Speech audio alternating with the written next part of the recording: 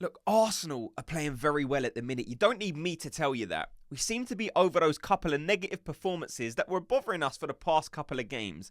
But going forward, especially for the game against Tottenham, I think Mikel Arteta has a massive decision to make. And of course, I want to hear your guys' opinions on it. I need your help trying to understand what you would do. Before we get into it, I'd be very grateful if you could just hit like on this video. So the area of the pitch I'm talking about is, of course, midfield. A position that has been rotated probably more than any other position this season. You know, we have a couple of options going into this game. If you asked me 2 months ago, a month ago, it would have been, well, it's Jorginho, Declan Rice and Odegaard. There we go, done. That's who we're going to play. But since that last game, we have been, blessed basically with the return of Thomas Partey. His performance was exceptional. He offered things defensively, but not only that, we know what Thomas Partey offers in terms of freeing up the further forward guys, just to allow them to be more free flow and allow them to explore areas of the pitch further forward without having to worry necessarily about dropping back so deep when Arsenal lose possession, because we do have now a tank in Thomas Partey patrolling that central midfield area, ready to jump in whenever needed. So, like I said, let me know your opinions on it. You do have two options. You've got Partey or Jorginho. Me personally, I go with Thomas Partey, but there is a question that needs to be answered, and that is, can Thomas Partey play 2 games in a row, start 2 games in a row, for what would probably be the first time this season? Thomas Partey's been used in sort of a sporadic role. It's kind of been strange because a lot of us have been crying out all season to see Thomas Partey, Declan Rice and Martin Odegaard. That's our strongest midfield going into this season. But we kind of saw the re-emergence of Jorginho, and he became a key figure in that central midfield position for Arsenal. If you asked us last season, Thomas Partey was the only guy to play that number 6 role. But this season, we saw Jorginho come in, played games like Liverpool, man of the match. And then we kind of started to appreciate Jorginho way more. And then he seemed to get more game time, which he absolutely deserved. But now is the king back. Now does Jorginho have to take a back seat? We've got some big games coming up. And like I said, Partey, in terms of the better player of the two, the better player is Thomas Partey. All things considered, for what Arsenal need, Thomas Partey, in my opinion, is the better player. Let me know if you think I've got something wrong there. But look, Jorginho does have his benefits.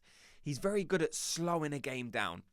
When there's some nerves out there, when there's a game that needs to be seen out, get Jorginho on the pitch, and he's able to just slow the pace of a game down, find some passes. Not just that, though. We've seen Jorginho. He's been able to start some attacks. He's been able to get an assist. Remember that one for Havertz, where he was bolting down the right-hand side and then crossed it in for Havertz.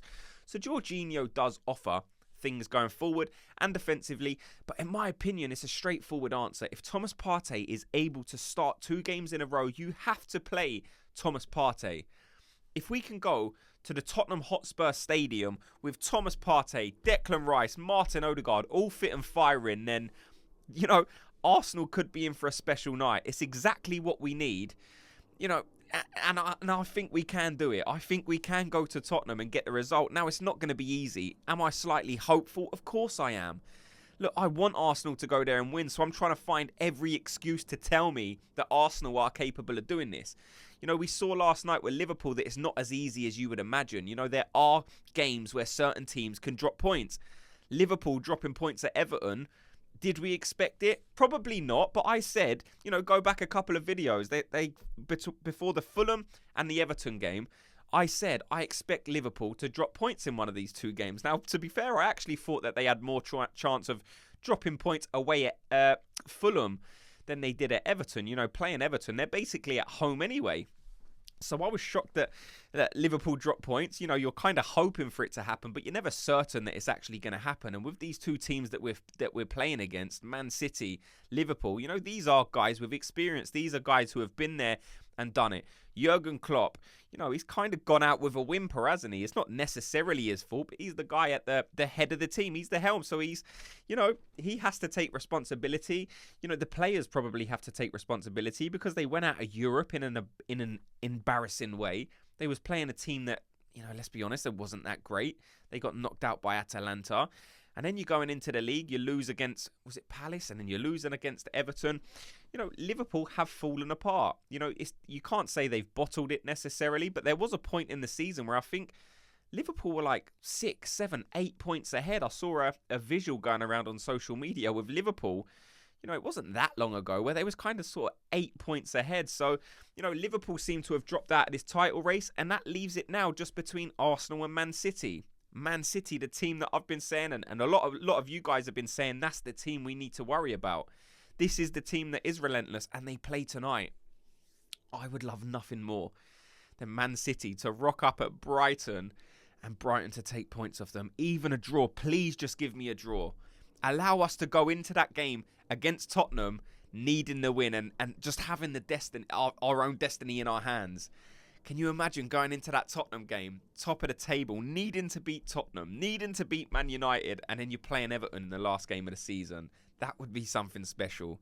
If we could win away at Tottenham, win away at Man United, that would be historic. That would be, oh my God, the first Premier League title, in over 20 years. Would I be at the parade? Best believe it. I'll be front and centre with my shirt off, swinging. Trust me, I'm sure you guys would be as well. But yeah, in terms of the game against Tottenham, I think there's, like I said, midfield. I think that's probably an area of the pitch that deserves some conversation. What do you do there? Like I said, let me know.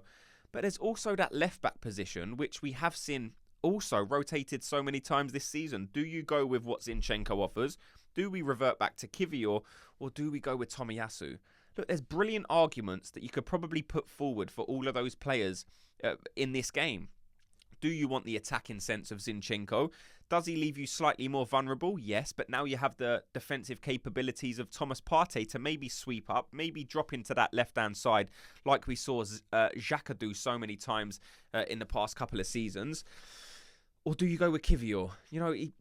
Kiwior was playing well. It wasn't a player who was forced out of this team really for putting in 3 or 4 bad performances. He kind of had a bad game against Leroy Sané. If that's what we're judging Kiwior on being a bad player on, then I think that's probably too harsh.